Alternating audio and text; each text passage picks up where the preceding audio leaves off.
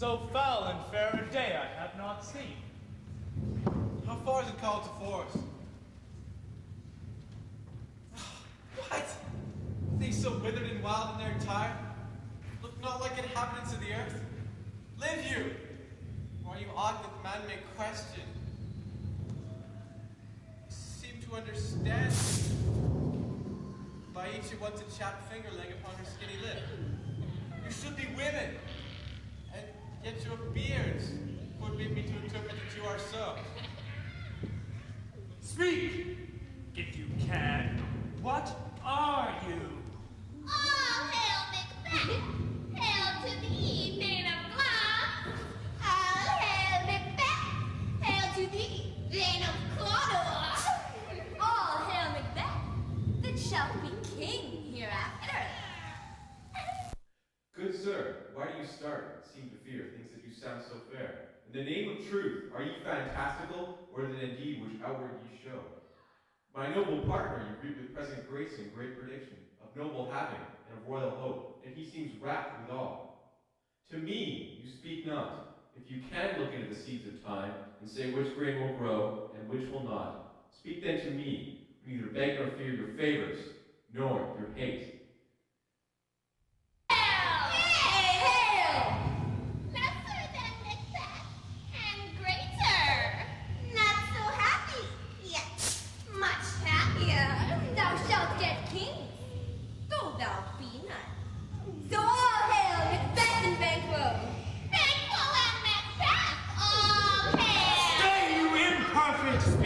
Tell me more. By Sinel's death I know I am Thane of Glamis, but how of Cawdor? The Thane of Cawdor lives, a prosperous gentleman, and to be king stands not within the prospect of belief. Say from whence you owe this strange intelligence, or why, upon this blasted heath you stop always with such prophetic greeting. Speak! I charge you! The earth has bubbles as the water has, and these are of them. Whither they vanished? Into the air! And what seemed corporal melted, as breath into the wind. Would they have stayed? Were such things here as we do speak about? Or we know the insane root that takes the reason prisoner? Your children shall be king. You shall be king! And Thane of Cawdor too, went it not so? Self-same tune and words. Who's here?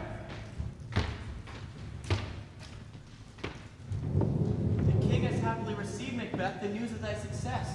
And when he didst read of thy personal venture to the rebels' fight, his wonders and his praises do contend which should be thine or his. Silenced in that, and viewing over the self-same day, he didst fight you in the stout Norwegian ranks, nothing afeard of what thyself did make. Strange images of death. As thick as tale came post with post, and each one did bear the praises of his kingdom's great defenses, and poured them down before him. We are sent from our royal master to give thee thanks, only to herald thee into his sight, not pay thee. And for the earnest of a greater honor, he bade me from him call thee Thane of Cawdor, in which addition, hail, most worthy Thane, for it is thine. Can the devil speak true? The Thane of Cawdor lives! Why do you dress me in borrowed robes? Who is the Thane lives yet, but under heavy judgment bears the life he deserves to lose. Whether he was combined with those of Norway, or did line the rebel with hidden help and vantage, or that with both did he labor in his country's wrack, I know not, but treason's capital confessed and proved have overthrown him. Glamis and Thane of Cawdor, the greatest is behind. Thanks for your pains.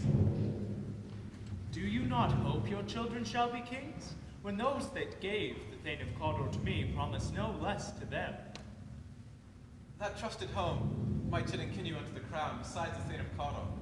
But 'tis strange, and oftentimes, to win us our harm, the instruments of darkness tell us truth, win us with honest trifles. To betray us, deepest consequence. Cousins, would I pray? Two truths are two as happy prologues to the swelling act of the imperial theme. I thank you, gentlemen. This supernatural soliciting cannot be ill, cannot be good. If ill, why have they given me earnest of success commencing in a truth? I am Thane of Cawdor. If good, why do I yield to that suggestion, whose horrid image doth unfix my hair and make my seated heart knock at my ribs against the use of nature? present fears are less than horrible imaginings. My thought, whose murder is yet but fantastical, shakes so my single state of man that function is smothered in surmise, and nothing is but what is not. Look how our partner's wrapped.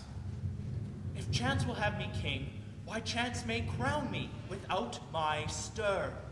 The honors have come upon him, like our strange garments.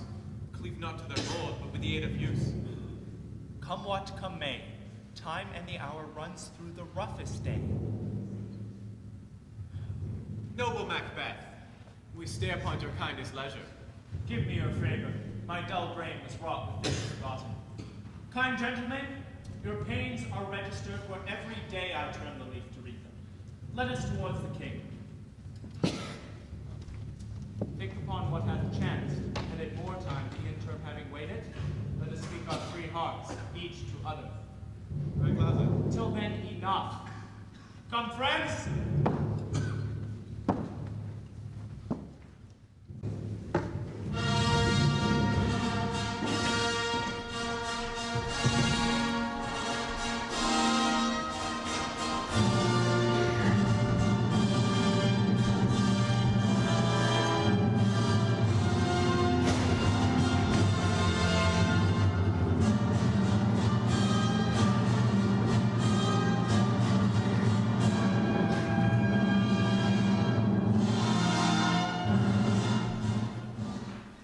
These executions done on corridor are not those in commission yet returned. My liege, they are not yet come back.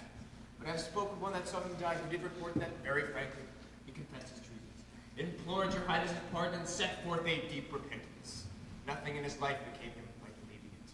He died as though he had been slighted in his death, to throw away the dearest thing he owed as to a careless trifle. There's no art to find the mind's construction in the face. He was a gentleman on whom I built an absolute trust. O worthiest cousin, the sin of my ingratitude even now is heavy on me. Only I have left to say, more as I do than more than all can pay. The service and the loyalty I owe in doing it pays itself. Your Highness's part is to receive our duties, and our duties are towards your throne and state, children and servants, which do but what they should by doing everything safe toward your love and honor. Welcome hither. I have begun to plant thee, and will labor to make thee full of glory. Noble Banquo, that hast no less deserved, nor must be known, no less to have done so. Let me enfold thee, and hold thee to my heart.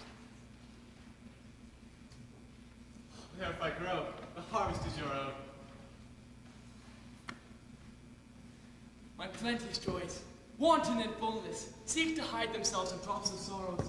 Sons, kinsmen, thanes, and you who are to the nearest, know we must establish our estate upon our eldest, Malcolm, which we name hereafter the Prince of Cumberland.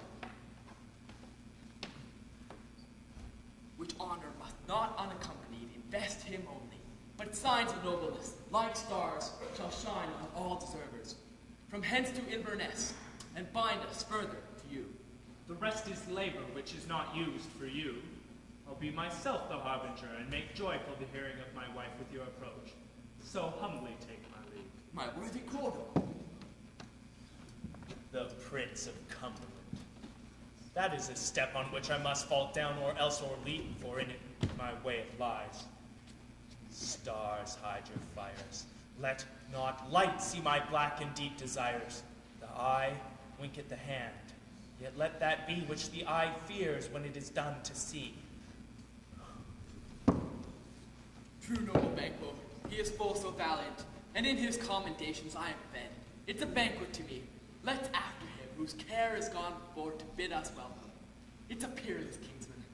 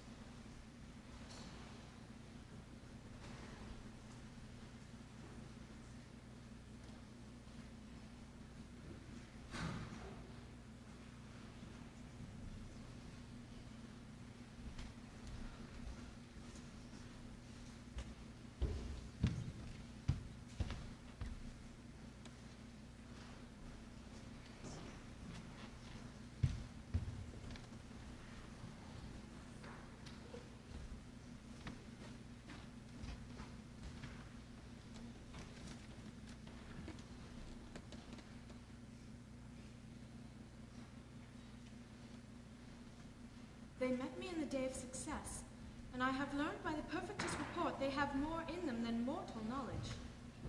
When I burned in desire to question them further, they made themselves air, into which they vanished. While I stood wrapped in the wonder of this, came missives from the king, who all hailed me Thane of Cawdor, by which title before these weird sisters had saluted me, and referred me to the coming on of time as Hail King that shalt be. This I have thought good to deliver thee, my dearest partner of greatness, that you might lose not the dews of rejoicing by being ignorant of what greatness is promised thee. Lay it to thy heart, and farewell.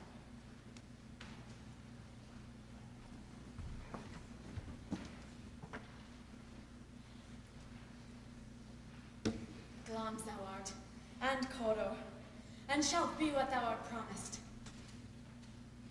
Yet I do fear thy nature. It is too full of the milk of human kindness to catch the nearest way. Thou wouldst be great, art not without ambition, but without the illness should attend it. What thou wouldst highly, that thou wouldst holily, would not play false, and yet would strongly win. Hie thee hither, that I may pour my spirits in thine ear, and chastise with the valor of my tongue all that impedes thee from the golden round, which fate and metaphysical aid seem to have thee crowned withal.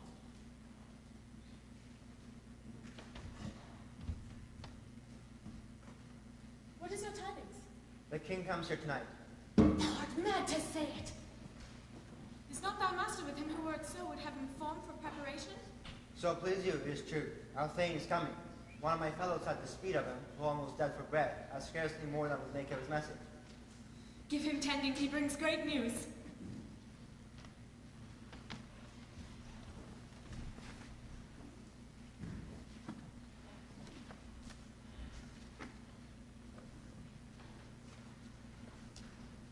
The raven himself is hoarse, which croaks the fatal engines of Duncan under my battlements. Come, you spirits that tend on mortal thoughts, unsex me here. Fill me from the crown to the toe, top full of direst cruelty. Make thick my blood, stop up the access and passage to remorse, that no compunctious visitings of nature shake my fell purpose. Come to my woman's breasts and take my milk for gall, thou murdering ministers, wherever in your sightless substances you dwell on nature's mischief. Come, thick night, and pull thee in the dunnest smoke of hell, that my keen knife see not the wound it makes, nor having peeped through the blanket of the dark to cry, hold, hold!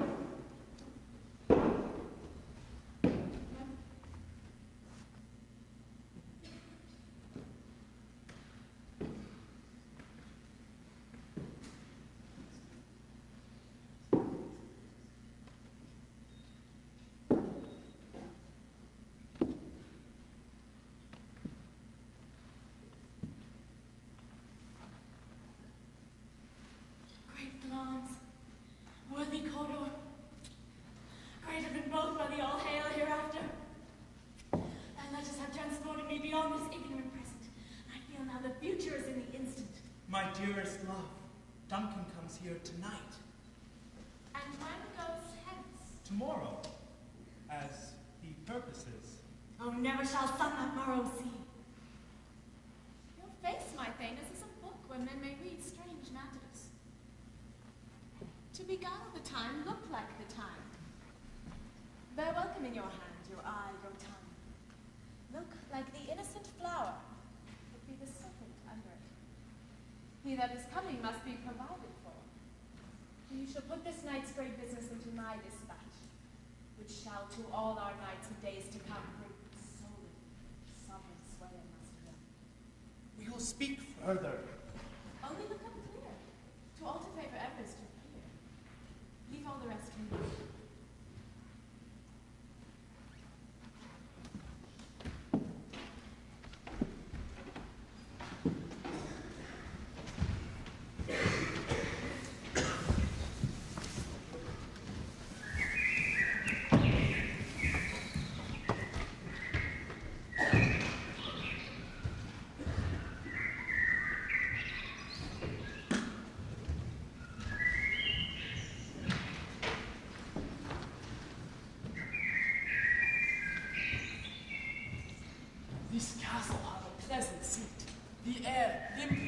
sweetly recommends itself upon our gentle senses.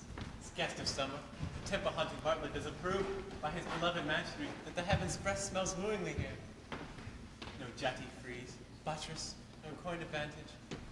But this bird hath made his pet in bed and procreant cradle, where they most breed and haunt. I have observed the air is delicate. See, our honored hostess.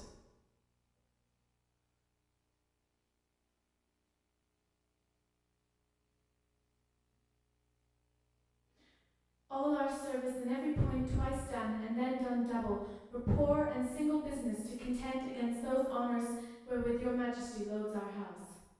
For those of old, and the late dignities heaped up to them, we rest your hermits. Of Cawdor, we coursed him at his heels, had a purpose to be its purveyor, but he rides well, and his great love, sharp as his spur, hath holpen him to his home before us. Fair and noble hostess, we are your guests tonight.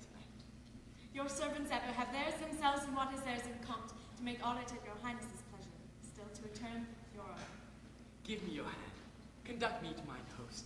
We love him highly and shall continue our graces towards him. By your leave.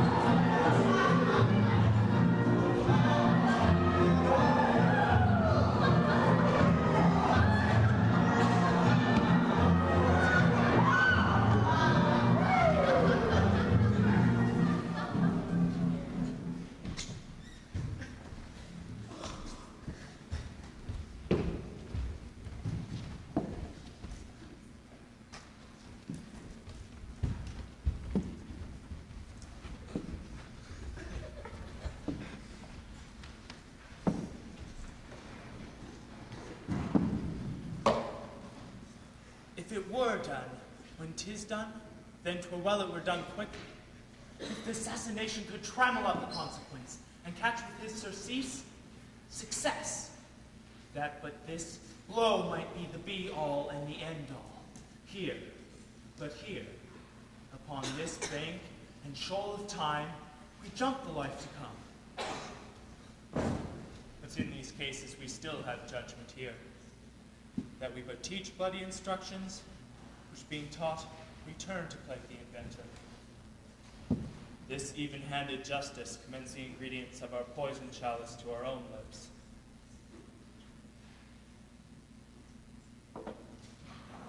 He's here in double trust.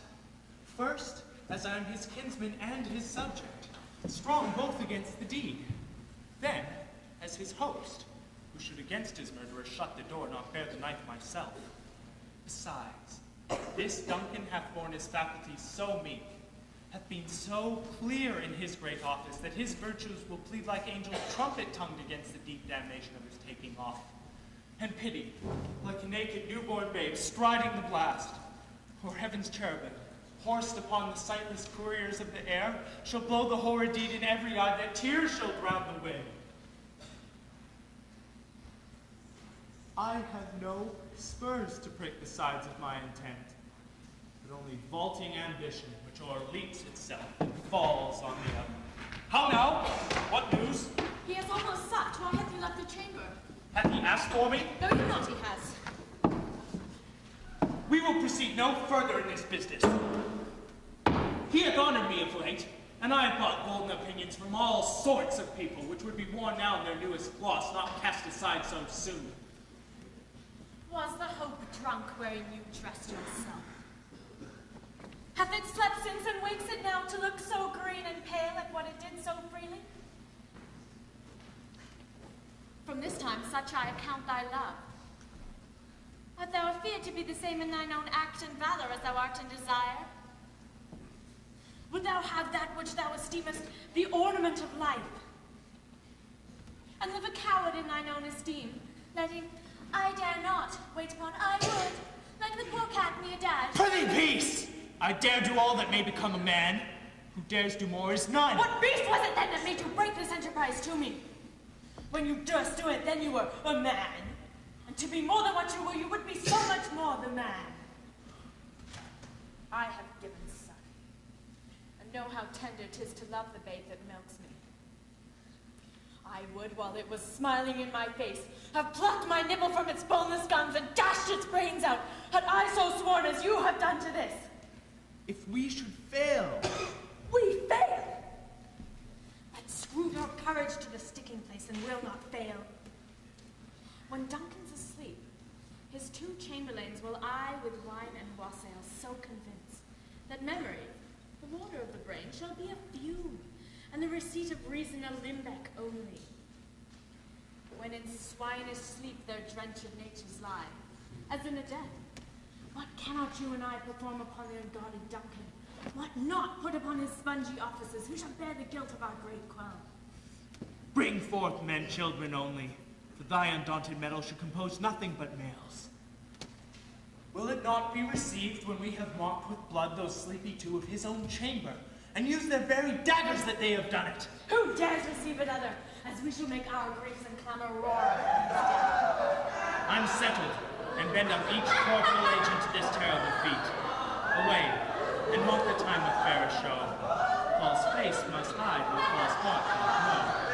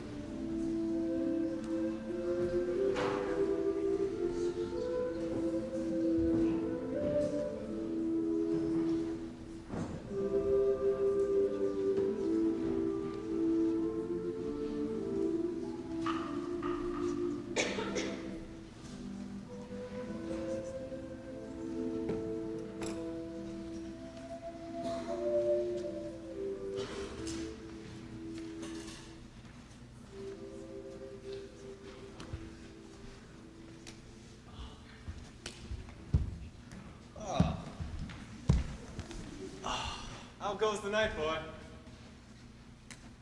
The moon is down. I haven't heard the clock. She was down at 12. I take it 'tis later, sir. Take my sword. There's husbandry in heaven. Candles are all out. Take thee that too. Heavy summons lies like lead upon me, and I know I will not sleep. Merciful powers restraining me, the cursed gods that nature gives way to interpose. My sword! Who's there? Friend! What, sir? Not yet at rest? The king's abed, and hath been unusual pleasure lately. Sent forth great largesse to your offices. This diamond, greet your wife withal. The name of most kind hostess. Being unprepared, our will became the servant to defect, which else should free have wrought. All's well. I dreamt last night of the 3 weird sisters. To you they have shown some truth. I think not of them. Yet, when we can entreat an hour to serve, we would spend it in some words upon that business, if you would grant the time. It's your kindest leisure. If you shall cleave to my consent, when 'tis it shall make honor for you. So I lose none in seeking to augment it. To keep my bosom franchised and allegiance clear. Shall be counsel. Good repose what? Thanks, sir. Like to you. Go bid thy mistress, when my drink is ready, she strike upon the bell. Get thee to bed.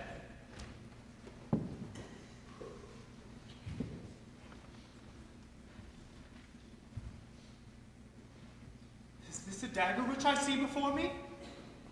The handle toward my hand? Come, let me clutch thee. Hath thee not, and yet I see thee still? Art thou not fatal vision, sensible to feeling as to sight? Or art thou but a dagger of the mind, a false creation proceeding from the heat oppressed brain? I see thee yet in form as palpable as this which now I draw. Thou marshallest me the way that I was going, and such an instrument I was to use.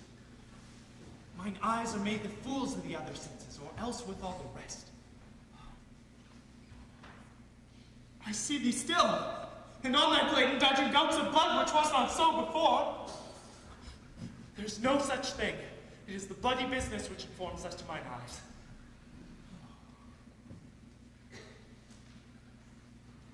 Now, o'er the one-half world, nature seems dead, and wicked dreams abuse the curtained sleep.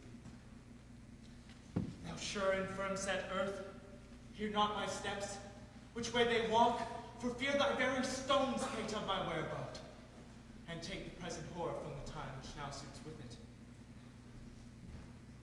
Whilst I threat, he lives. Words to the heat of deeds too cold breath gives. I go, and it is done. The bell invites me.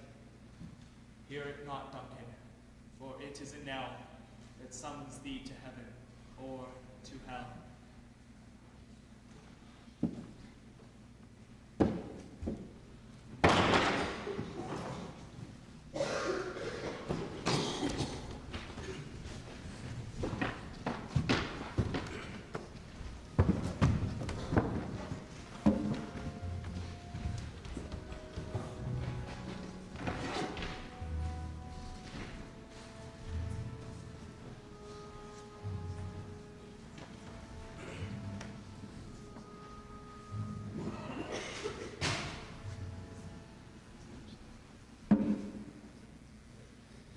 Which hath made them drunk, hath made me bold.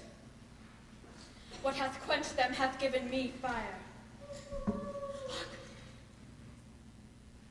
Peace. It was the owl that shrieked, the fatal bellman which gives the sternest good night. He is about it. The doors are open, and the surfeited grooms do mock their charges with snores. I have drugged their pulses, that death and nature do contend about them whether they live or die. Who's there? What ho? I am afraid they have awaked and 'tis not done. The attempt and not the deed confounds us. Hark! I laid their daggers ready, he could not miss them. Had he not resembled my father as he slept, I had done it. My husband.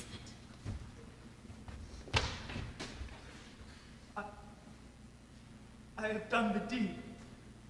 Didst thou not hear a noise? I heard the owl scream and the crickets cried. Did you not speak? When? Now. As I descended? Aye. Hark! Who lies in the second chamber? Donalbain. This is a sorry sight. A foolish thought to say a sorry sight. There's one did laugh in sleep, and one cried murder that they did wake each other. I stood and heard them. They did say their prayers and address them again to sleep. There are two lodged together. One cried, God bless us, and amen the other, as they had seen me with these hangman's hands, listening their fear. I could not say amen when they did say God bless us. Consider it not so deeply. But wherefore could not I pronounce amen? I had most need of blessing, and amen stuck in my throat. These deeds must not be thought of after this way, so it will make us mad. Methought I heard a voice cry, sleep no more.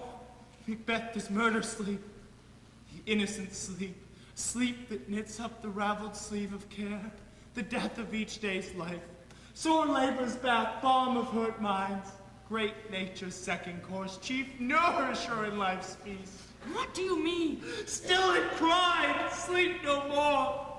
Glamis hath murdered sleep, and therefore Carter shall sleep no more. Macbeth shall sleep no more. What was it that thus cried? Why, worthy thane, you do unbend your noble strength to think so brain-sickly of things. Go get some water, Wash this filthy witness from your hands. Why have you brought these daggers from the place? They must lie there. Go, carry them and smear the sleepy grooms with blood. I'm afraid to think what I have done. Look on it again, I dare not. Infirm of purpose, give me the daggers. If he do bleed, I'll gild the faces of the grooms withal, for it must seem their guilt. Whence is that knocking? How is it with me? Every noise appalls me. What hands are here? Ha! They pluck out mine eyes. Will all great Neptune's ocean wash this blood clean from my hand? No. This my hand will rather the multitudinous seas incarnadine, making the green one red. My hands are of your color, but I shame to wear a heart so white. I hear a knocking at the south entry. Retire we to our chamber. A little water clears us of this deed. How easy is it then? Your constancy hath left you unattended. Hark! More knocking. Go get on your nightgown, lest occasion call us and show us to be watchers. Be not lost so poorly in your thoughts. To know my deed, for best not know myself. Well, talking with thy talking, I was now good.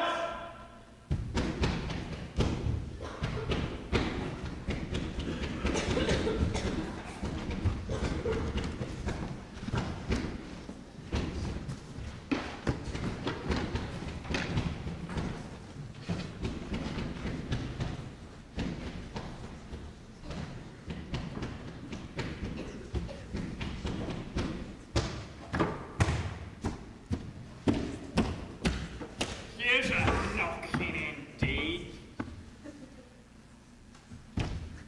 If a man were porter of Hellgate, he should have all turned up. Knock, knock, knock. Who's there? In the name of Beelzebub. Here's a farmer. Come. Who hanged himself on the expectation of plenty. Come in time, have napkins enough about you. Here, you'll sweat for it. Knock, knock, who's there? In the other devil's name. Faith, here's an equivocator that can swear in both the scales against either scale. Who hanged himself on the expectation of plenty.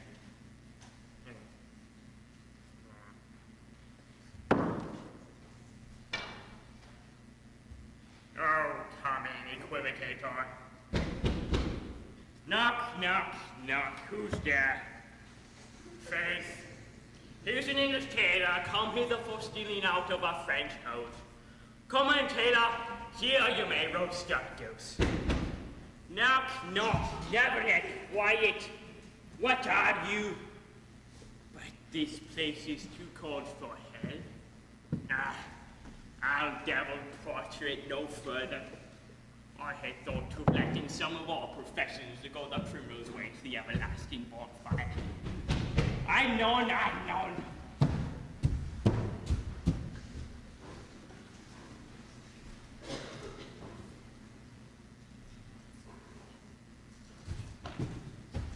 Was it so late, friend, ere you went to bed that you do lie so late? Please, sir, we were carousing till the second cork. And drink, sir. It is a great provoker of 3 things. What 3 things does drink especially provoke? Marry, sir. Nose painting, sleep, and urine. Let's read, sir. It provokes and unprovokes. It provokes the desire, but takes away the performance. Therefore, much drink may be said to be an equivocator with lechery. It makes him and it mars him. It sets him on and takes him off. It persuades him and disheartens him. Makes him stand to and not stand to. In conclusion, equivocates him and asleep, giving him the lie leaves him. I believe drink gave thee the lie last night. That it is, on the very throat of me. But I requited him for his life, and I think being too strong for him, though he took up my legs sometime, yet I made a shift to cast him. Is thy master stirring? Our knocking has awaked him. Hither he comes. Good morrow, sir. Good morrow, both. Is the king stirring, worthy thane? Not yet. He did command me call timely on him. I have almost slipped the hour. I'll bring you to him. I know 'tis a great trouble, but yet 'tis one. This is the door. I'll make so bold to call, for 'tis my limited service. Goes the king hence today? He does. He did appoint so. The night has been unruly. Where we lay, our chimneys were blown down, and, as they say, lamentings heard it there. Strange streams of death, and prophesying with accents terrible of dire combustion and confused events. New hatched to the woeful time. The obscure bird clamored the livelong night. Some say the earth was feverish, and did shake. 'Twas a rough night. My young remembrance cannot parallel a fellow to it. Oh, horror. Horror! Horror! Tongue nor heart cannot conceive nor name thee. What's the matter? Oh, confusion now hath made its masterpiece. Most sacrilegious murder hath broke up the Lord's anointed temple and stole thence the life of the building. What is it you say? The life? Mean you his majesty? Approach the chamber and destroy your sight. With the new Gorgon, do not bid me speak. See and then speak yourselves. Awake, awake! Ring the alarm bell! Murder and treason! Malcolm and Banquo! Donalbain! Awake, shake off this downy sleep, death's counterfeit, and look on death itself. Up and see the great duke's image. Malcolm and Banquo, as from your graves, rise up and walk like sprites to countenance this horror. What's the business? Such a hideous trumpet calls upon you, the speakers of the house. Speak, speak. Oh, gentle lady, 'tis not for you to hear what I can speak. The repetition in a woman's ear would murder as it fell. Banquo, our royal master is murdered. Oh, yes. What in our house? Too cruel anywhere. Dear Duff, I prithee thee, contradict thyself and say it is not so. Had I died but an hour before this chance, I had lived a blessed time. For from this instant, there's nothing serious in mortality. All is but toys. Renown and grace is dead. The wine of life is drawn, and the mere lease is of this vault to brag of. What is amiss? You are, and do not know it. The spring, the head, the fountain of your blood is stopped. The very source of it is stopped. Your royal father's murdered. By who? Those of his chamber, as it seemed, had done it. Their hands and faces were all badged with blood. So were their daggers, which unwiped we found upon their pillows. They stared and were distracted. No man's life was to be trusted with them. Yet I do repent me of my fury that I did kill them. Wherefore did you so? Who can be wise, amazed, temperate and furious, loyal and neutral in a moment? No man. The expedition of my violent love outrun the pause of reason. Here lay Duncan, his silver skin laced with his golden blood. His gashed stabs looked like a breach in nature for ruin's wasteful entrance. There, the murderers, steeped in the colors of their trade, their daggers unmannerly breached with gore. Who could refrain that had a heart to love and courage in that heart to make loves known? Help me, Hans. Oh. Look to the lady. Why do we hold our tongues, that most may claim this argument for ours? What should be spoken here, where our fates, hidden in auger hole, may rush and seize us. Let's away. Our tears are not yet brewed. We must set our strong sorrow upon the foot of motion. Look to the lady. When we have our naked frailties hid, and suffer an exposure, let us meet and question this most bloody piece of work to know it further. Fears and scruples shake us. In the great hand of God I stand, and thence against the underbelt's pretense. I fight! Treasonous malice! And so do I! And so all! Let's briefly put our men in readiness and meet in the hall together. Well located!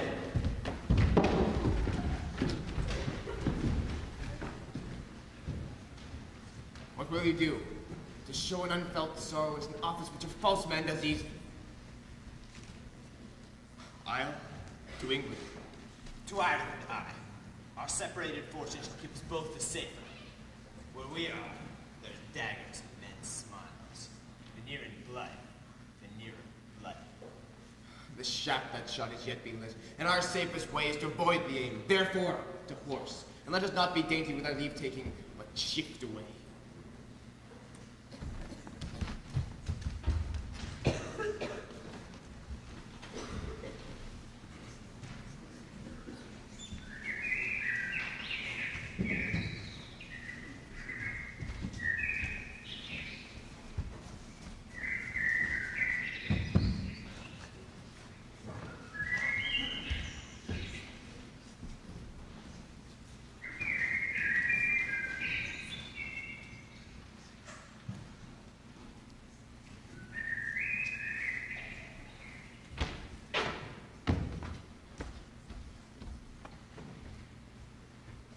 Threescore and 10 I can remember well, within the volume of which time I hath seen hours dreadful and things strange.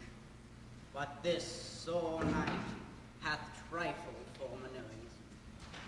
Good father, thou seest the heavens as troubled with man's act, threatens his bloody stage. By the clock 'tis day, and yet dark night strangles a traveling nun. Is it night for dominance, or the day's shame, that darkness does the face of the earth entomb, when living light should kiss it? 'Tis unnatural, even with the deed that's done. On Tuesday last I hath seen a falcon, towering in her pride of place, that was by a mousing owl hawked at and killed. And Duncan's horses, a thing most strange and certain, beauteous and swift, minions of their race, turned wild in nature, broke their stalls, flung out, contending against obedience, as they would make war with mankind. They said they ate each other. They did so to the amazement of mine eyes that looked upon it.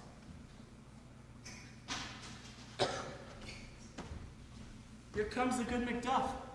How goes the world, sir, now? Why, see you not? Is it known who did this more than bloody deed?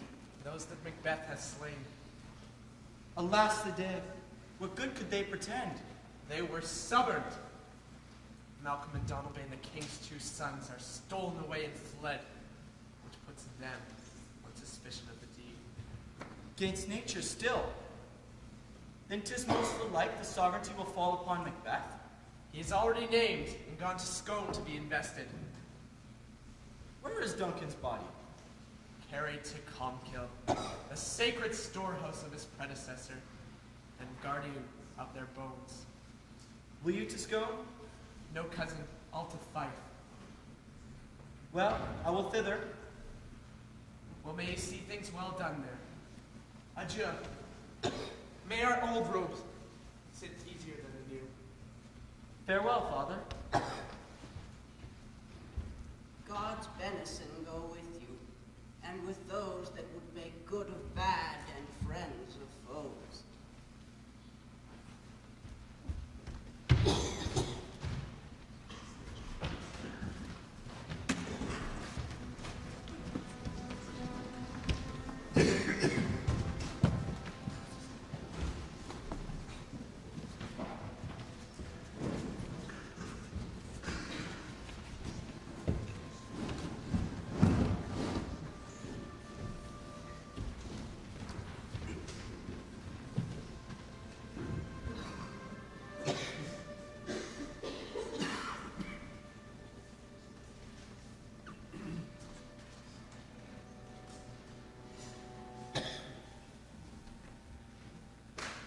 Thou hast it now, King, Coral, Glass. All as the weird women promised. Yet I fear thou playest most foully for it. Yet it was said I should not stand in thy prosperity, but that myself should be the root and father of many kings. If there come truth from them, as upon thee, MacBeth, their speeches shine. Why by the verities on thee made good, made me thee my eye always, and set me up in hope? But hush, no more.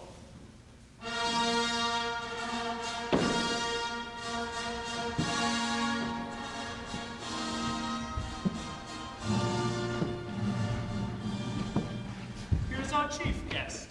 If he had been forgotten, it had been as a gap in our great feast, and all thing unbecoming. Tonight, we hold a solemn supper, sir, and I'll request your presence.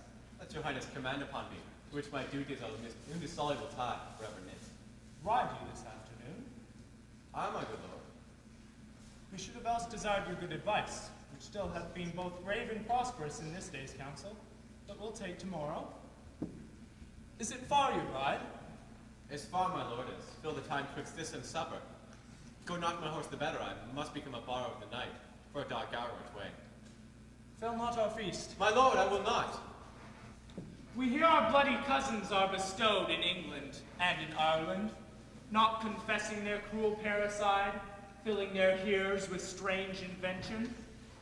But of that tomorrow, and therewithal we shall have cause of state, craving us jointly. Hie you to horse, adieu, till you return at night. Goes Fleance with you? Aye, my lord. Our time is called upon us. I wish a horse is swift and sure of foot, and so I do commend you to their backs. Farewell. Let every man be master of his time till 7 at night. To make society the sweeter welcome, we'll keep ourselves till supper time alone. Well then, God be with you. Sirrah, a word with you. Attend those men our pleasure? They are, my lord, without the palace gate. Bring them before us.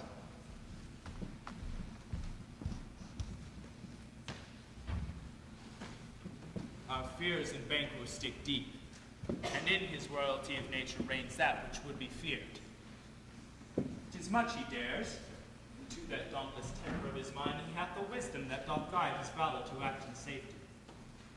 There is none but he whose being I do fear, and under him my genius is rebuked, as it is said Mark Antony's was by Caesar.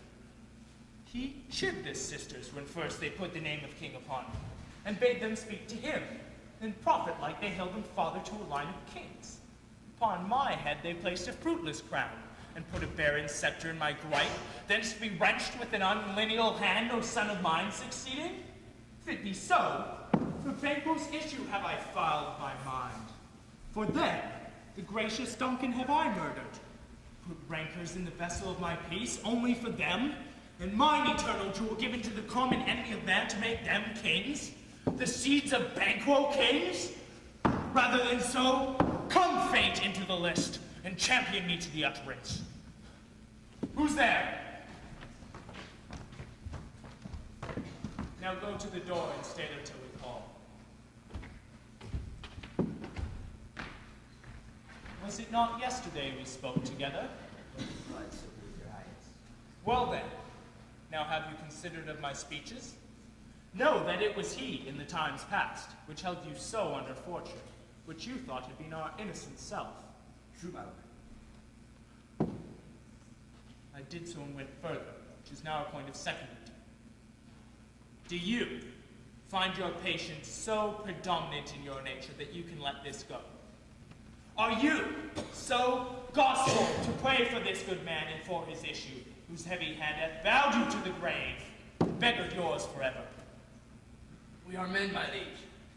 I will put that business in your bosoms, whose execution takes your enemy off, grapples you to the heart and love of us, who wear our health but sickly in his life, which in his death were perfect. I am one, my liege, whom the vile blows and buffets of the world have so incensed that I am reckless when I do despite the world. And I another, so weary with disasters and tugged with fortune that I would set my life on any chance to mend it or be rid on it. Both of you know Banquo was your enemy. My lord. So is he mine. And in such bloody distance that every minute of his being thrusts against my nearest of life. And though I could with bare-faced power sweep him from my sight, and bid my will avouch it, yet I must not. For certain friends that are both his and mine, whose loves I may not drop, but wail his fall who I myself struck down. And thence it is that I to your assistance do make love, masking the business from the common eye for sundry weighty reasons. We shall, my lord, perform what you command us. Though alive. Within this hour at most, I will advise you where to plant yourselves. Acquaint you with the perfect spy, the time, the moment on it, for it must be done tonight. And something from the palace. Always thought that I require a clearness. And with him, to leave no rubs nor botches in the work, Fleonce's son that keeps him company, whose absence is no less material to me than is his father's, must embrace the fate of that dark hour. Solve yourselves apart. I'll call upon you straight. We are resolved, my lord. Well, come to you anon. Abide within. It is concluded. Banquo, thy soul's flight, if it find heaven, must find it out tonight.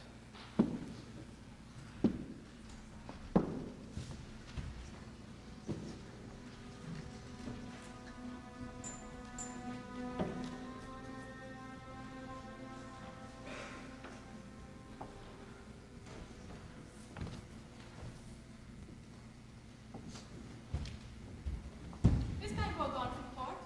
Aye, madam, but it turns again tonight. Say to your majesty I would attend his leisure for a few words. Madam, I will.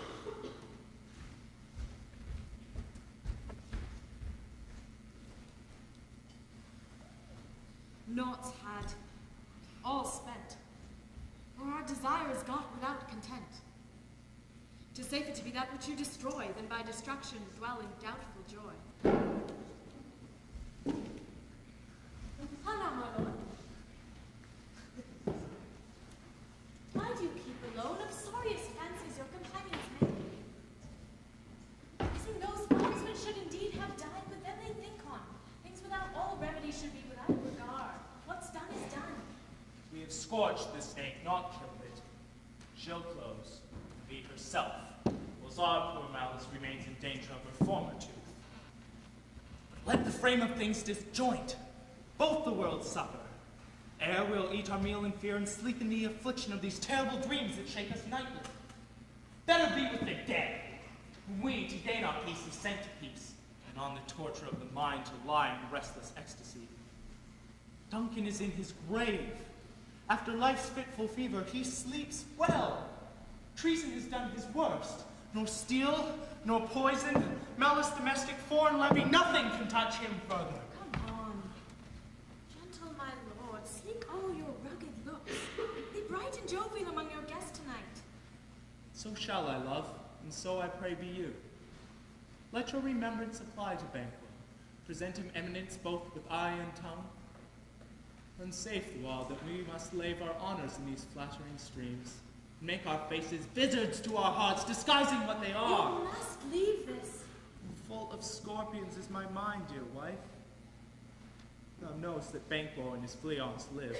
Even them nature's copies not eternal. There's comfort yet. They are assailable. Then be thou joking.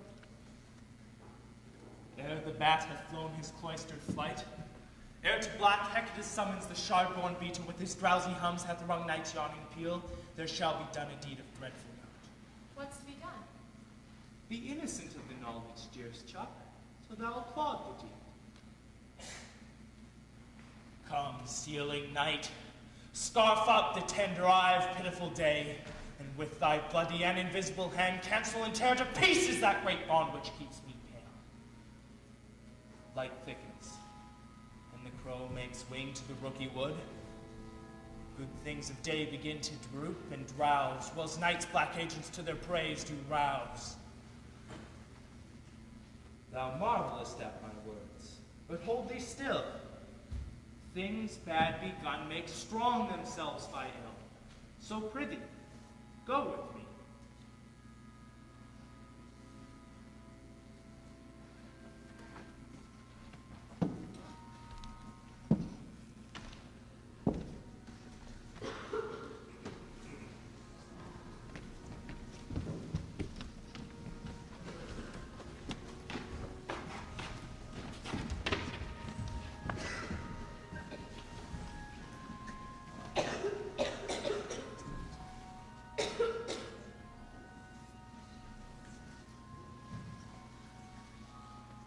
But who did bid thee join with us? MacBeth.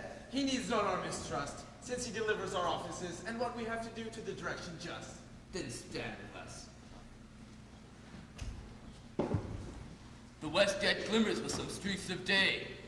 Now spurs the lated traveler pace to gain the timely inn, and near approaches the subject of our watch. Hark! I hear horses. Give us a light there, huh? Then 'tis he. The rest that are within the note of expectation are already in the court. His horses go about.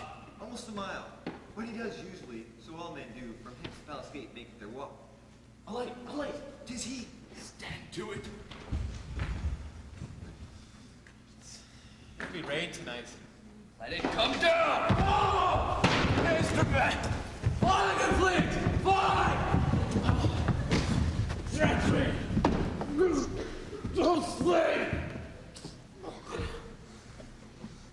But who did strike out the light? Was it not the way? There's but one now, the sun has fled. We have lost mishap of our fare. Well, then let's away and see how it's done.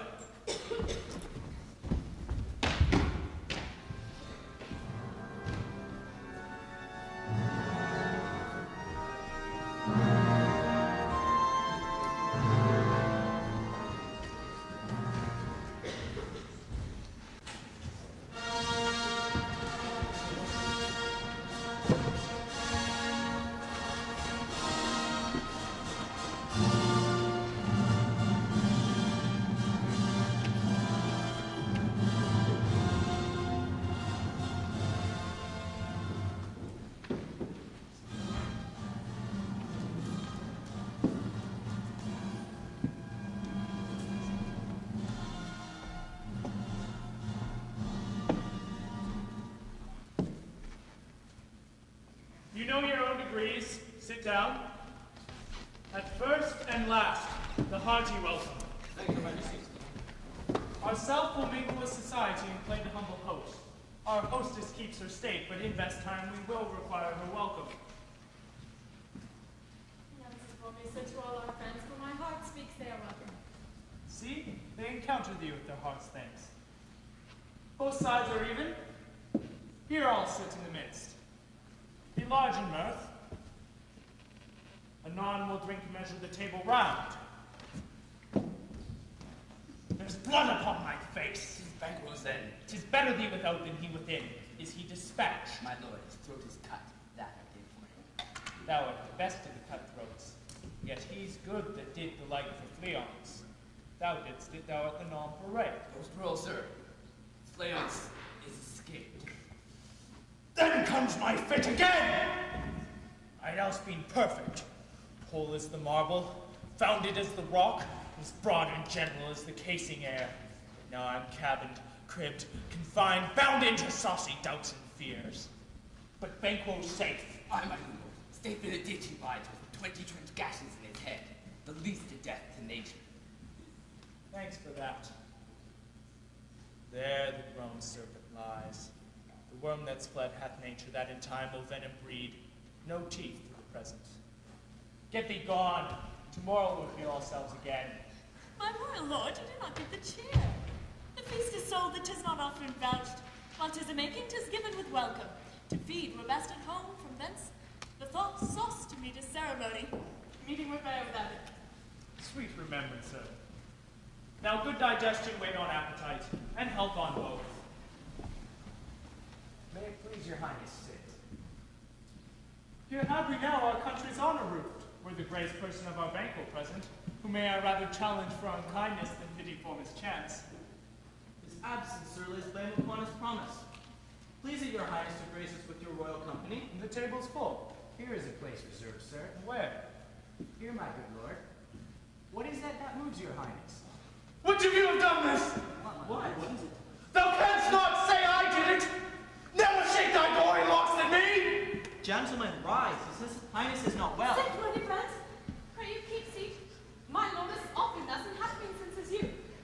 The fit is momentary, upon a thought he will again be well. If much you note him, you will offend him and extend his passion. Feed and regard him not. Are you a man? I am a bold one that dare look on that which might appall the devil. Oh, proper stuff. This is the very painting of your fear. This is the air-drawn dagger which you said led you to Duncan. Oh, these flaws and starts, impostors to true fear. would well become a woman's story at a winter's fire authorized by her granddam. Shame itself. Why do you make such faces? When all's done, you look but on a stool. Prithee, see there! Behold! Look! Lo! How say you? Why, what care I? If thou canst not, speak to! What? Quite unmanned and folly?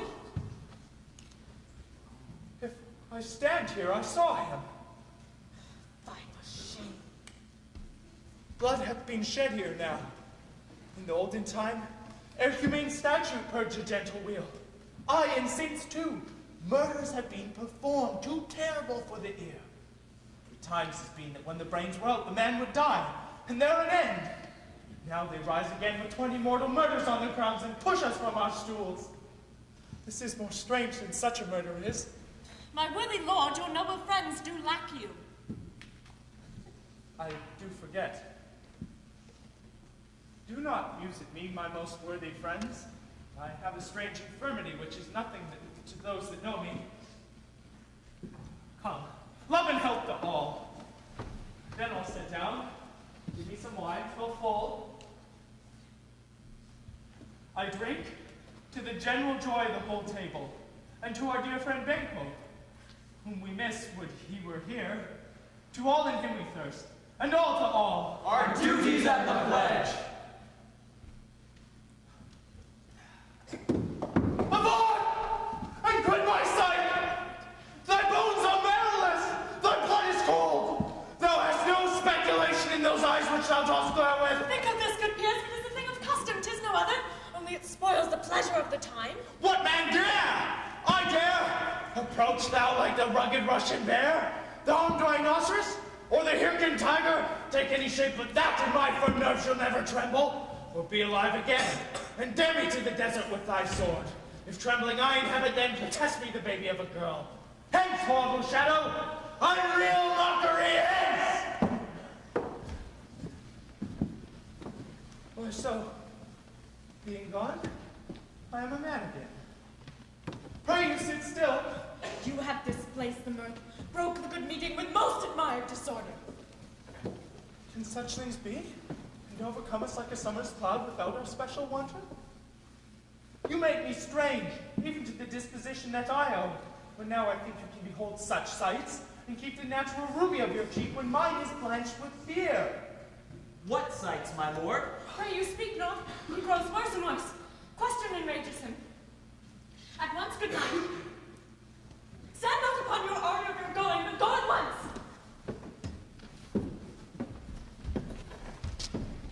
Good night, and better health attend his majesty. A kind good night to all.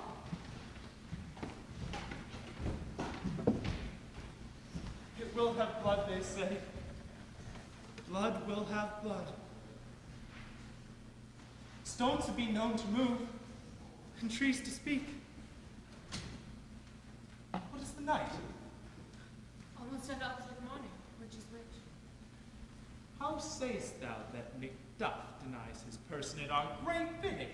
Did you send him, sir? I hear it by the way, but I will send. There's not one but in his house I keep a servant feed. I will tomorrow, and betimes I will to the good sisters. More shall they speak, for now I am bent to know by the worst means the worst. For mine own good all causes shall give way. I am in blood, stepped in so far, that should I wait no more, returning were as tedious as galore. Strange things I have in head that will to hand, which must be acted ere they may be scanned. You lack the season of all natures. Sleep. Come, go to sleep. We are yet but young, indeed.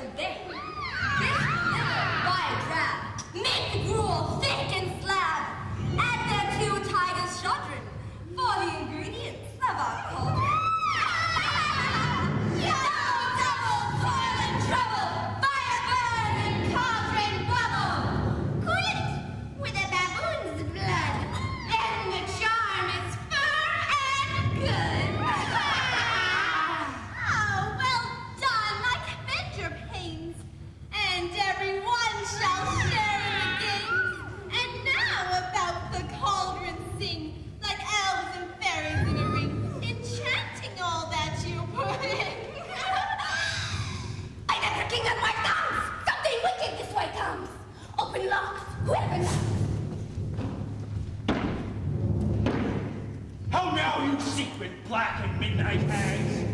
What is it you do? A deed without a name! I conjure you by that which you profess. Answer me! Answer me to what I ask you! Speak! Demand! We'll answer.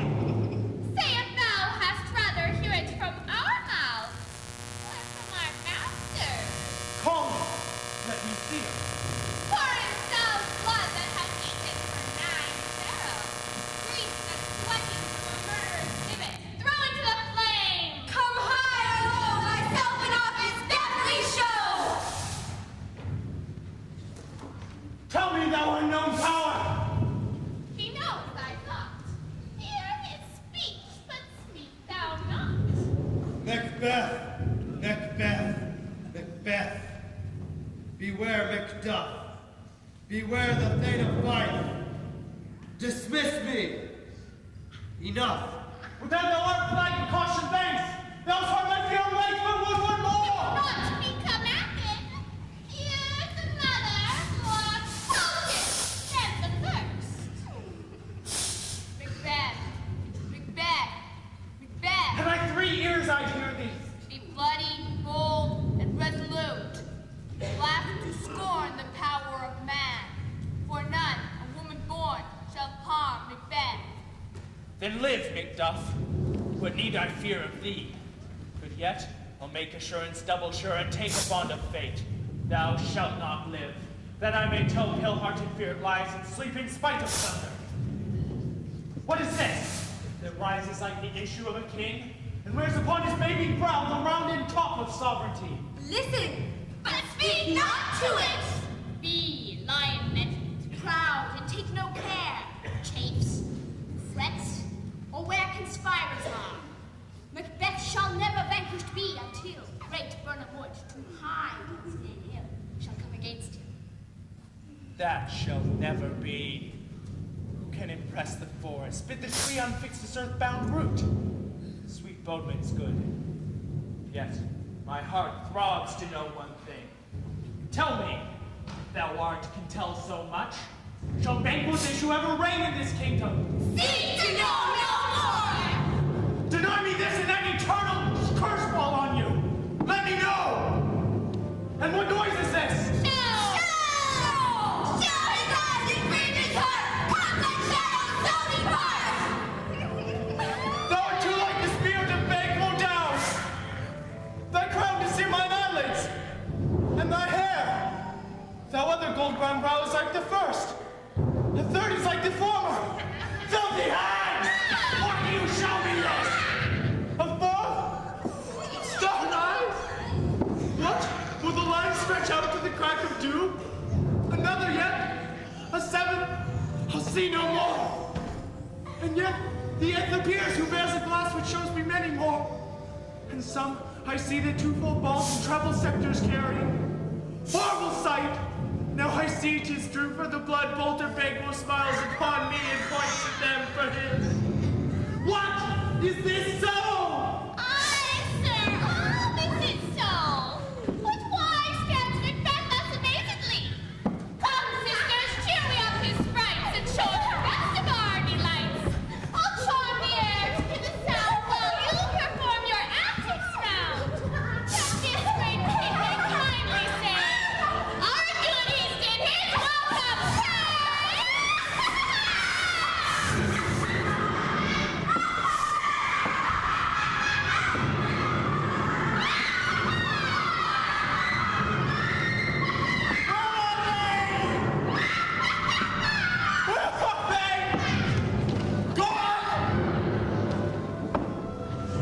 Let this pernicious hour stand iron cursed in the calendar!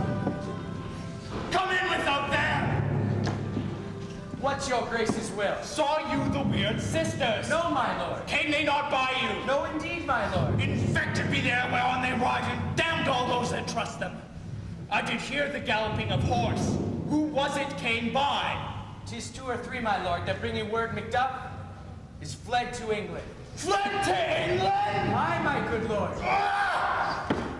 Time! Thou anticipates my dread exploits. The flighty purpose never is o'ertook unless the deed go with it. From this moment, the very firstlings of my heart shall be the firstlings of my hand. And even now, to crown my thoughts with acts, be it thought and done, the castle of Macduff I will surprise. Seize upon Fife, give to the edge of the sword his wife, his babes, and all unfortunate souls that trace him in his line. No boasting like a fool.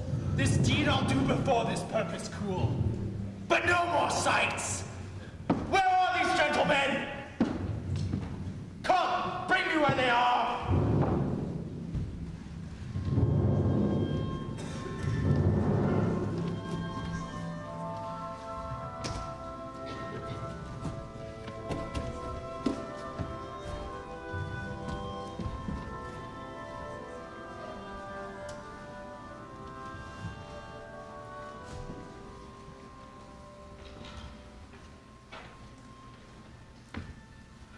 What had he done to make him fly the land? You must have patience, madam. He had then. When our actions do not, our fears do make us traitors.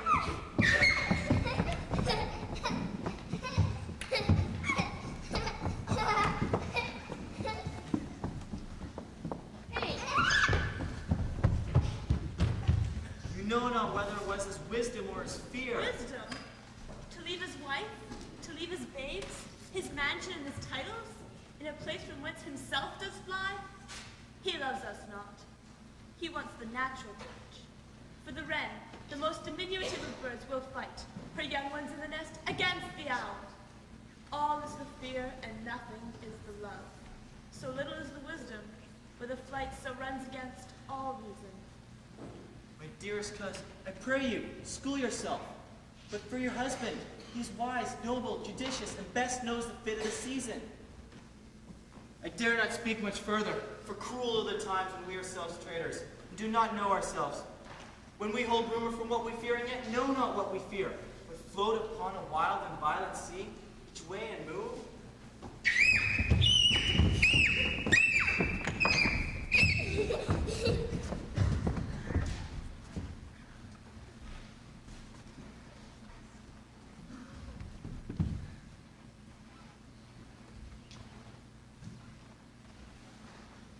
I take my leave of you. Shall not be long. I'll be here again. My pretty cousin, blessing upon you.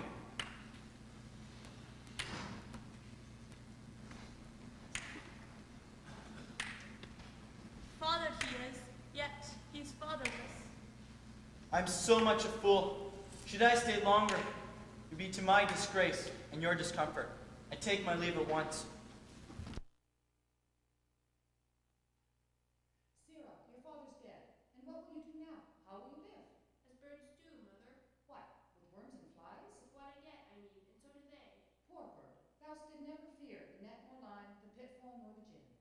Poor birds, they are not sent for. Our father is not dead, what we were saying. Yes, he is dead.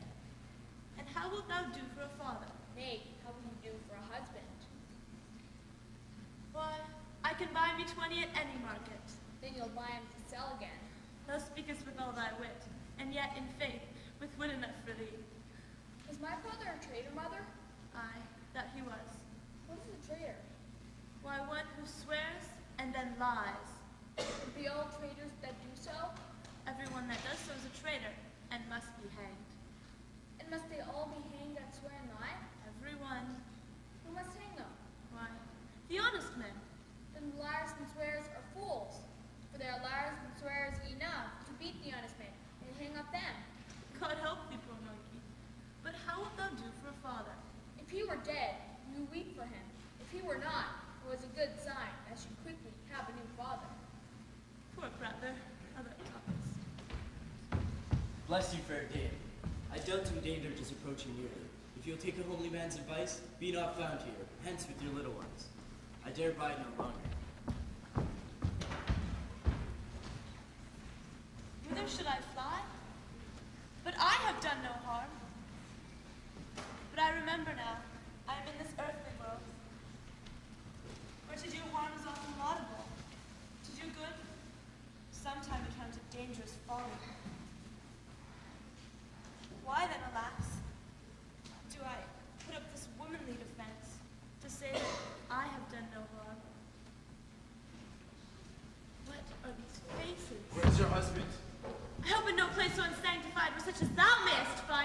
traitor! Thou liest! Thou shake your billet! You egg! Thou fry of treachery! Yes, kill me, mother. Run away. I pray you.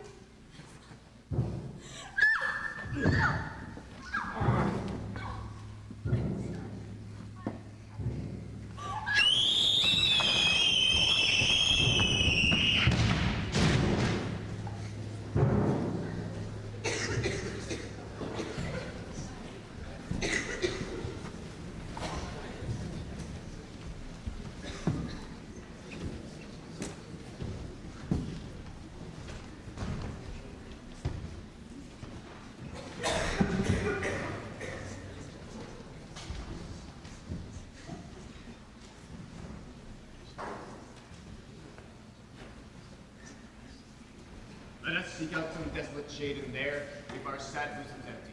Let us rather hold fast the mortal sword, and like good men, bestride our downfall and birth them. Each new morn, new widows howl, new orphans cry, new sorrows strike heaven on the face, and it resounds as if it fell to Scotland, and yelled out like syllable of Gaul. What I'll believe, I will. What no believe and what I can redress, and that shall find the time to friend I will. What to have spoke, may be so perchance. But this tyrant whose sole name blisters our tongues was once the honest. You have loved him well. I am not treacherous. But Macbeth is. I have lost my hopes. Why in that bonus left you wife and child? Those precious motives, those strong knots of love without leave taking. You may be rightly just, whatever I shall think.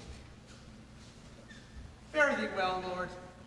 I would not be the villain that thou thinkst, for the whole space is in the tyrant's grasp, and the rich east of boot. Be not offended. I think our country sinks beneath the yoke. It weeps, it bleeds, and each new day it dashes at it to her wounds. But for all this, I shall tread upon the tyrant's head, or wear it upon my sword. Yet my poor country shall have more vices than it had before, more suffer, and more sundry ways than ever before, by him that shall succeed. What should he be? It is myself, I mean, in whom I know all the particulars of my so grafted, that when they shall be opened, black Macbeth shall seem as pure as snow. There cannot come within the legions of horrid hell a devil more damned and evil than top Macbeth. I grant him bloody, luxurious, avaricious, false, deceitful, malicious, smacking of every sin that has a name, but there's no bottom, none, in my voluptuousness. Your wives, your daughters, your matrons, and your maids could not fill up the cistern of my lust. Better Macbeth than such an one to reign. Boundless intemperance in nature is a tyranny. Has been the timely emptying of the happy throne, and fall of many kings. But fear not yet to take upon you what is yours. There cannot be that devil in you to devour so many, as will to greatness dedicate themselves, finding it so inclined. With this rose in my most ill-composed affection such a stanchious avarice that were I king, I should cut off the nobles from their lands, desire his jewels in this other's house, destroying them for wealth. All these are portable, with other graces weighted. But I have none. The king becoming graces, as justice, verity, temperance, stableness, devotion, patience, courage, fortitude, I have no relish of them. Nay, had I the power, I should pour this sweet milk of concord into hell, uproar all universal peace, confound all unity on earth. Oh, Scotland! Scotland! If such a one be fit to govern, speak. I am as I have spoken. Fit to govern? No, not to live! O nation miserable, with an untitled tyrant bloody sceptered, when shalt thou see thy wholesome days again? O my breast, thy hope ends here. Macduff, this noble passion, child of integrity, has from my soul wiped the black scruples, reconciled my thoughts to thy good truth and honor. But God above, deal between thee and me. Here, after all the taints and blames I laid upon myself for strangers to my nature, I am yet unknown to woman. Was never forsworn. Have scarcely coveted what was mine own. Would have not broken my faith. Would not betray the devil to his fellow. And would delight no less in truth than life. What I am truly is thine and my poor country's to command. Whither indeed, before that your approach, old seared with 10,000 warlike men was approaching. Now, wheel together, and our chance of goodness be like our warranted quarrel. Why are you silent? Such welcome and unwelcome things at once. 'Tis hard to reconcile. Let's see who comes here. My countryman, yet I know him not. My ever-gentle cousin. Welcome hither. I know him now. Good God, be times removed from the means that makes us strangers. Sir, amen. Stand Scotland where it did? Alas, poor country, almost afraid to know itself, it cannot be called our mother but our grave, where the dead man's nail is scarcely asked for who, and good men's lives expire before the flowers in their cap, die, or ere they sicken. How does my wife? Why, well. And all my children? Well, too. The tyrant has not battered at their peace? No, they were well at peace when I didst leave them. Be not a niggard of your speech! How goes it? When I came hither to transport the tidings of which I heavily bore, there ran a rumor of many worthy fellows that were out, to which my belief I witnessed the rather, for that I saw the tyrant's power afoot. Now is the time for help. Your eye in Scotland would create soldiers to make our women fight and doff their dire distresses. Be it their comfort we are coming thither. Gracious England has lent us good seaward and 10,000 men, an older and a better soldier none that Christendom gives out. Would I could answer the comfort with the like, but I have words that would be howled out in the desert air, where hearing should not latch them. What concern they? The main part pertains to you alone. It be mine. Keep it not from me. Quickly let me have it. Let not your ears despise my tongue forever, which shall possess them the heaviest sound that ever yet heard. I guess it is.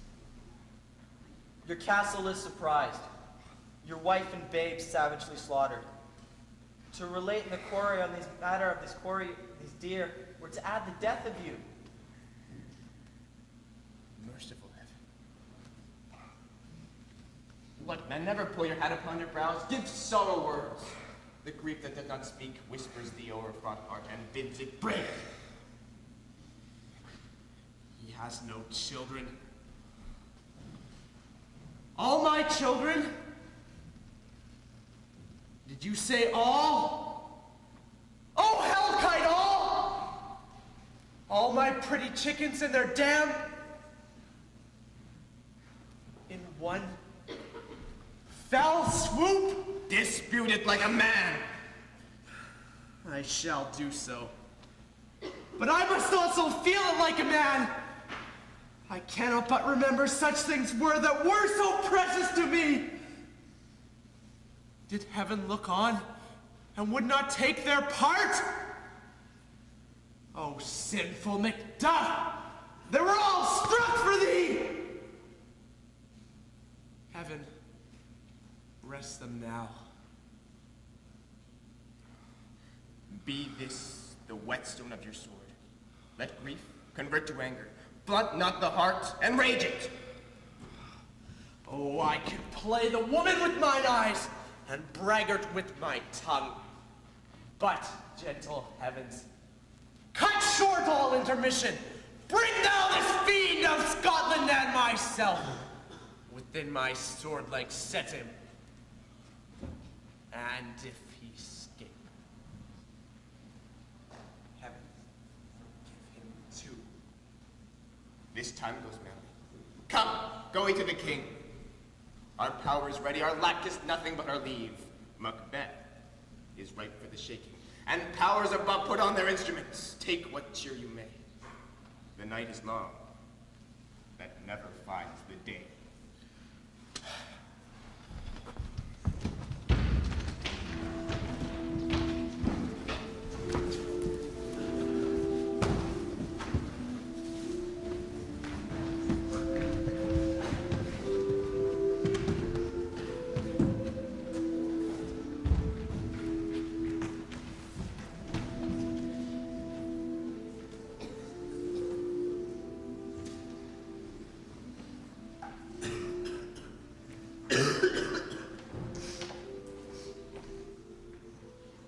I have 2 nights watched with thee, yet can perceive no truth in your report. When was it she last walked? Since His Majesty went into the field, I have seen her rise from her bed, throw her nightgown upon her, unlock her closet, take forth paper, fold it, write upon it, read it, afterwards seal it, and then again return to bed. Yet all of this while in the most fast sleep. A great perturbation in nature, to receive at once the benefit of sleep and do the effects of watching. In this slumbery agitation, besides her walking and other actual performances, what at any time have you heard her say? That, sir, which I will not report after her. You may to me, and 'tis most meet you should. Neither to you nor anyone having no witness to confirm my speech. Up you, here she comes. This is her real eyes, like a homely woman, fast asleep. Observe her stand close. How came she by this light? Why you stood by her. She has light by her continually. 'Tis her command. You see her eyes are open. Aye, but their senses shut. What is it she does now? Look how she rubs her hands. It is an accustomed action of hers to seem thus washing her hands. I have known her to continue in this a quarter of an hour. Yet here's a spot. Hark, she speaks. I'll set down what comes from her to satisfy my remembrance the more strongly. Damn it, spot. Out, I say. 1, 2. Oh, why then 'tis time to do it. Hell is murky.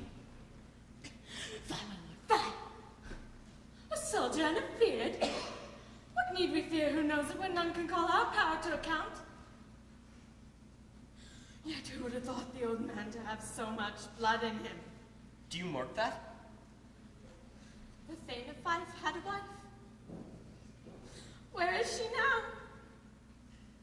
What will these hands ne'er be clean? No more that, my lord, no more that. You mar all with this starting. Go to, go to. You have known what you should not. She has spoke what she should not. I am sure of it. Heaven knows what she has known. Here's the smell of blood still. All the perfumes of Arabia will not sweeten this little hand. Oh, oh, oh. What a sigh is there. The heart is sorely charged. I would not have such a heart in my bosom for the dignity of the whole body. Well, well, well. Pray God it be so. This disease is beyond my practice. Yet I have known those who have walked in their sleep, yet have died holily in their beds. Go, get on your nightgown. Look not so pale, I tell you yet again, Banquo's buried. He cannot come out of his grave. Even so. To bed. To bed. Come, give me your hand. What's done cannot be undone. To bed, to bed, to bed.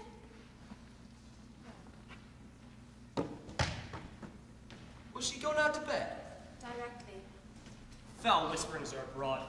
Unnatural deeds do breed unnatural troubles. Infected minds to their deaf pillows discharge their secrets. More needs she the divine than the physician. God forgive us all. Look out for her. Remove from her the means of all annoyance, and still keep eyes on her. And so good night. I think, but dare not speak. Good night, good doctor.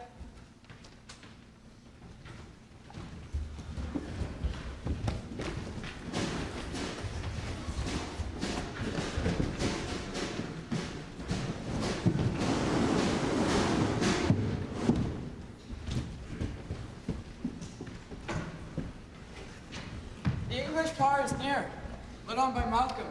It's Uncle Seward and the good Macduff. Revenge is burning them. Near Burnham Wood shall we meet them, that where they are coming. Who knows of Donald Dane? With his brother? For certain, sir, he is not. I have a file of all the gentry. There is Seward's son, and many unrough youths that even now protest their first of manhood. What does the tyrant? Great Dunsany, he strongly fortifies. Some say he's mad, others, that lesser hate him, do call it valiant fury. But for certain, he cannot buckle his distempered cause within the belt of rule. Now does he feel a secret murder sticking upon his hands. Those he commands but only in command, nothing in love. Now does he feel his title hang loose about him like a giant's robe upon a dwarfish thief. We then shall blame his pestered sense to recoil and start when all that is within him does condemn itself for being them. March we on, to give obedience where it is truly owed. Make we our march towards Burnham.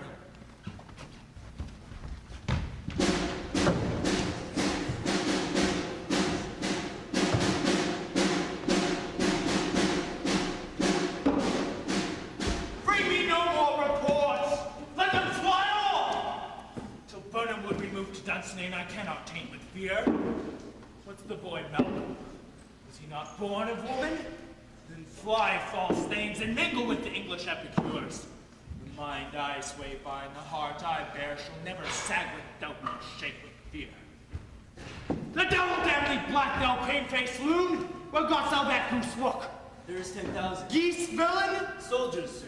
Go prick thy face and overred thy fear, thou lily-livered boy! What soldiers, Patch? Death of thy soul, those lending cheeks of thine are counselors to fear. What soldiers, Wayface? The English force, so please you. Take thy face hence! Seaton! I am sick at heart when I behold. Seaton, I say! This push will cheer me ever or to seat me now. I have lived long enough. My way of life has fallen into the sear. The yellow leaf, and that which should accompany old age, is honor, love, obedience, troops of friends I must not look to have, but in their stead, curses, not loud but deep, mouth honor, breath, which the poor heart would fain deny and dare not. Seaton! What's your gracious pleasure? What news more? All is confirmed, my lord, which was reported. I'll fight till from my bones my flesh be hacked. Give me my armor. 'Tis not needed yet. Oh, put it on! Send out more horses. Stir the country round. Hang those that talk of fear. Give me mine armor. How does your patient, doctor? Not so sick, my lord, as she is troubled with thick-coming fancies that keep her from her rest. Cure her of that. Canst thou not minister to a mind diseased? Pluck from the memory a rooted sorrow. Raise out the written troubles of the brain with some sweet, oblivious antidote. Cleanse the stuffed bosom of that perilous stuff which weighs upon the heart. Therein the patient must minister unto himself. Throw physic to the dogs, all none of it! Come, put mine armor on. Give me my staff. Seaton, send out. Doctor, the thanes fly from me. Come, sir, dispatch. If thou couldst, doctor, cast the water of my land. Find her disease, and purge it to a sound and pristine health. I would applaud thee to the very echo of it should applaud again. Pull it off, I say! What rhubarb, senna, or what purgative drug would scour these English hence? Hearst thou of them? Aye, my lord. Your royal preparation makes us hear something. Bring it after me! I will not be afraid of death in vain till Burnham Forest come to Dunsinane! Were I from Dunsinane away and clear, profit again should hardly draw me here.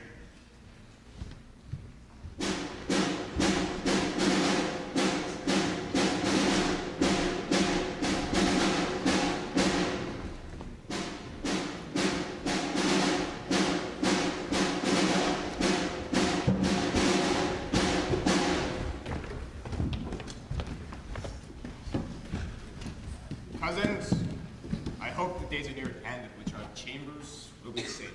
We doubted nothing. What wood is this before us? The wood of Burnham. Let every soldier hew him down a ballandate before him. Thereby shall we shadow our numbers to our host, and make discovery and report of us. Shall we know now? We learn no other, but the confident tyrant keeps still in Dunsinane and will endure our setting down before it, towards which advance the war.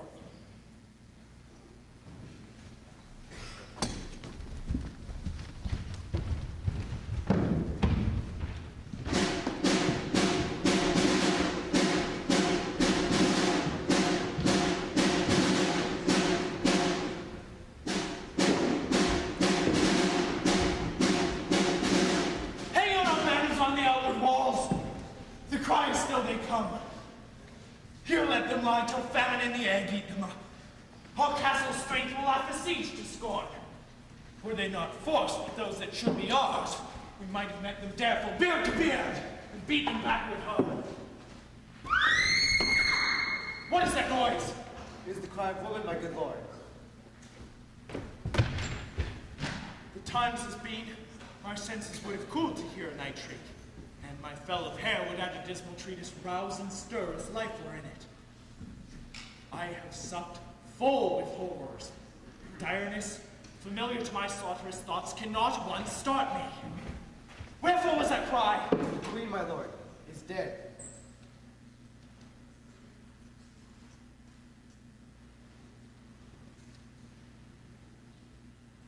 She should have died hereafter. There would have been a time for such a word. Tomorrow. And tomorrow. And tomorrow creeps in this petty pace from day to day, to the last syllable of recorded time. And all our yesterdays have lighted fools away to dusty death. Out. Out, brief candle. Life's but a walking shadow, a poor player that struts and frets his hour upon the stage, and then is heard no more. It is a tale told by an idiot, full of sound and fury, signifying nothing. Thou comest to use thy tongue, thy story quickly. Gracious, my lord, I should report that which I saw, but know not how to do it. Well, say, sir. As I did stand my watch upon the hill, I looked toward Burnham, and anon methought the wood began to move. Liar and slave! Then me endure your wrath, if it be not so. Within these 3 miles may you see it coming. I say a moving grove. If thou speakest false, upon the next tree shalt thou hang alive till famine plague thee. If thy speech be sooth, I care not if thou dost for me as much. I pull in resolution, and begin to doubt the equivocation of the fiend that lies like truth. Fear not, till Burnham Wood do come to Dunsinane. And now, a wood comes towards Dunsinane. On and out! If this which ye about just does appear, there's no flying hence, nor tarrying here. I begin to be aweary of the sun, and wish the estate of the world were now undone. Ring the alarm bell! Blow wind! Come right! At least we'll die with harness on our back!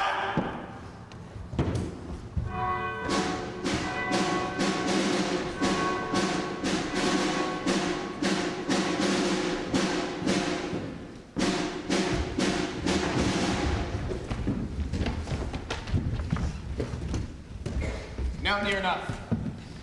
Your lady's screens throw down and show those like you are. You were the uncle. Should with my cousin, your right noble son, lead the first battle. Worthy MacBeth and we shall take upon what else remains to do, according to our order. Fare you well. Do we but find the tyrant's power tonight? Let us be beaten if we cannot fight. Let all our trumpets speak. Give them all breath. Those clamorous harbingers of blood and death.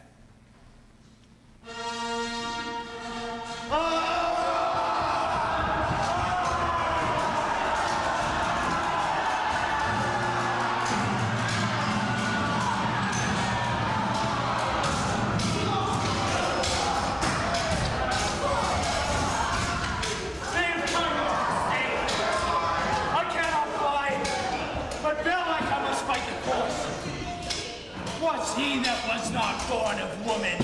Such a one am I to fear or none. What is thy name? Don't be afraid to hear it. No! Those thou callest thyself a hotter name than any is in hell. My name's MacBeth. The devil himself cannot pronounce a title more hateful to mine ear. No, nor more fearful. Thou liest, a foreign tyrant. With my sword, I'll prove why thou speakest.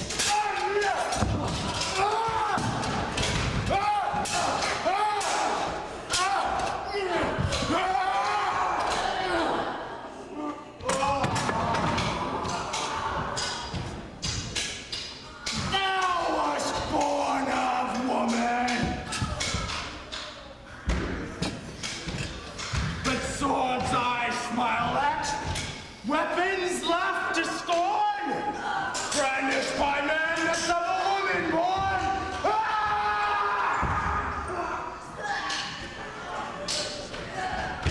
That way, the noises!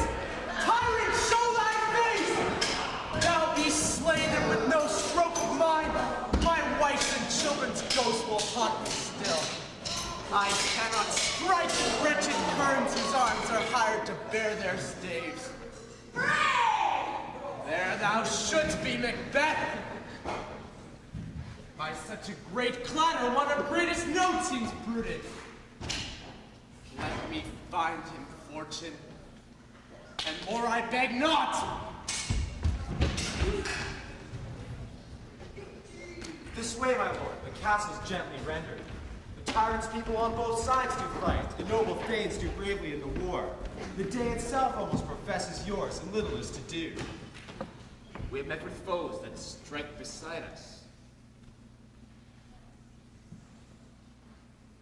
Enter, sir, the castle.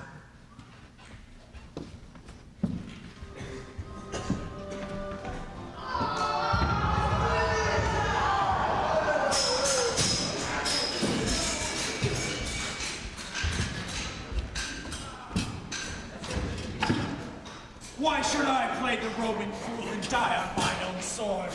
Was I she lives, the gashes do better upon them. Turn, hellhound, turn!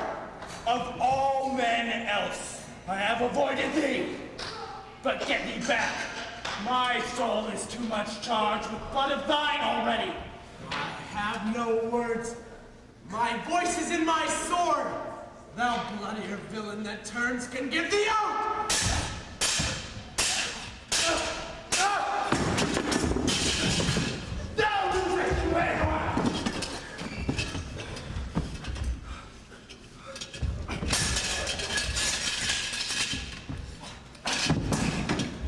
As easy mayst thou the entrenched air with thy keen sword impress, as make me bleed? Let fall thy blade on vulnerable crests. I bear a charm in life which must not yield to one of woman born. Despair thy charm, and let the angel whom thou still hast served tell thee, MacDuff was from his mother's womb, untimely ripped! Accursed be that tongue that tells me so, for it has cowed my better part of man. Will not fight with thee. Then yield thee, coward, and live to be the show and gaze of the time. We'll have thee, as our rarer monsters are, painted upon a pole, and underwritten. Here may you see the tyrant. Ah! I will want you to kiss young Malcolm's feet, or to be vented with the rebel's cuss. Though Burnham would be come to Dunsinane, and now oppose being of no woman born, yet I will try the last. Lay on, Macduff, and damn be him that first cries hold enough. Oh!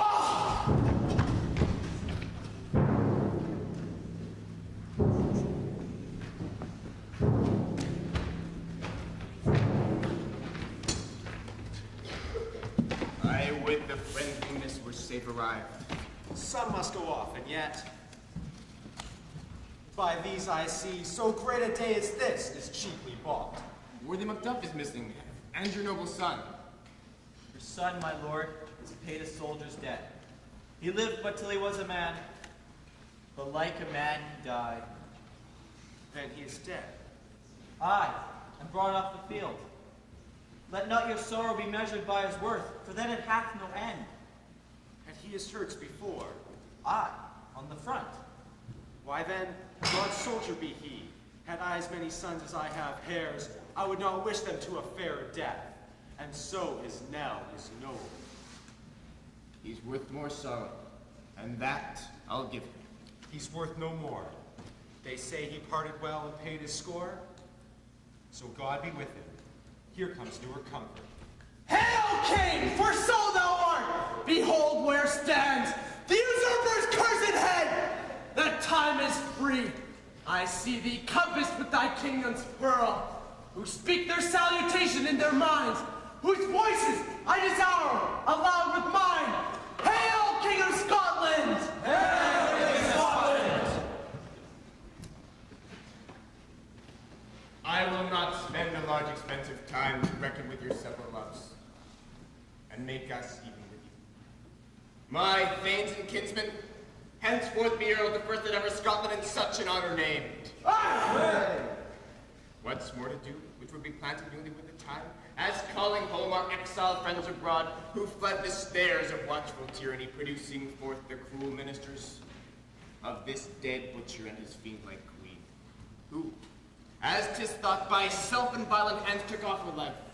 So this someone else comes upon us. By the grace of grace, we will perform in time, measure, and place. And so thanks to all at once, and to each one, we invite to see us crowned at Scone. Hooray!